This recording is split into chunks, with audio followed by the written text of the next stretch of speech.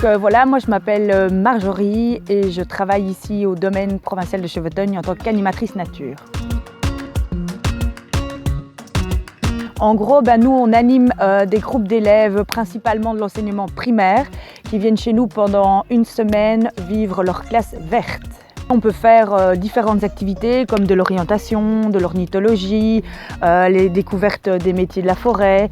On peut aussi partir sur certains parcours sportifs en faisant des randonnées VTT, en apprenant à faire du feu.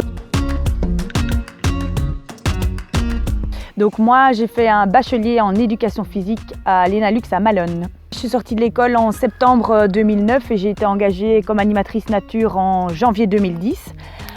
J'avais pas encore de formation vraiment sur la nature à ce moment-là et donc par l'intermédiaire du Cercle Naturaliste de Belgique et d'autres organismes de formation, Natagora, etc., j'ai suivi des cursus sur les différentes activités que j'allais présenter aux élèves pendant l'année. Donc une journée aux classes de forêt, c'est 9 h début des activités jusqu'à 12 h 15. Ensuite, les enfants vont manger jusqu'à 13 h 30 et on reprend les activités jusqu'à 16 h 15. Ensuite, ils ont un temps libre où ils peuvent un peu profiter dans leur maison et on reprend une activité du soir à partir de 19 h 30 jusqu'à 21 h 30. Mais cette activité-là, on ne la fait qu'une fois par semaine en tant qu'animateur. Donc on s'alterne pour ne pas faire tous les jours la même soirée. C'est la diversité des élèves qu'on rencontre parce que toutes les écoles de la Belgique et parfois même d'ailleurs peuvent venir chez nous. Puis le deuxième point positif, c'est d'utiliser la forêt comme outil d'apprentissage et surtout rester actif. Donc dans les points négatifs, évidemment on a la météo.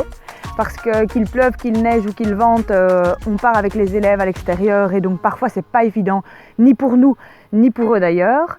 Et les horaires aussi parce qu'on est contraint de faire une soirée par semaine et donc ça nous coupe un peu de notre famille, quoi.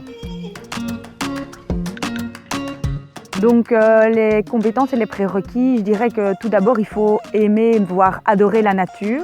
Il faut aimer marcher à l'extérieur et prendre le temps avec la météo.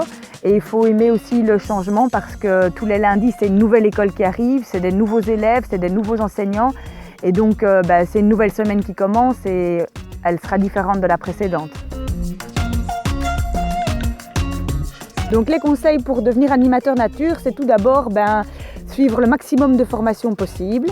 Il faut pouvoir aller se balader et être à l'aise dans la forêt. Il ne faut pas hésiter à inviter les jeunes de votre quartier, vos cousins, vos cousines pour des après-midi nature, pour faire un petit peu votre dent, comme on dit comme ça. Et surtout, il ne faut pas hésiter à se lancer.